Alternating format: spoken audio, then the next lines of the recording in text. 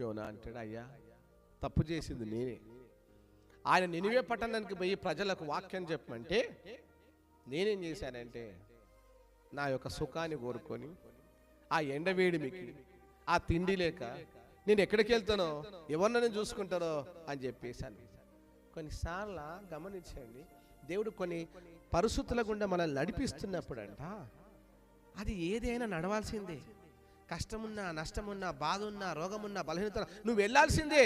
నువ్వు అలానే వెళ్తున్నావు అనుకో, అక్కడ నిన్ను బట్టి దేవుడు పరిస్థితులను మార్చి దీవెనకరంగా దేవుడు చేస్తాడంట. అయితే నువ్వు కొద్ది కాలం నడవాల్సిందే. హల్లెలూయా. కొద్ది కాలం నువ్వు భరించాల్సిందే. కొద్ది కాలం నువ్వు శ్రమలు అనుభవించాల్సిందే. భూమి మీద నువ్వు నిలబడడానికి సెట్ అయ్యావా? దేవుడికి నా మీద నమ్మకం వచ్చిందా?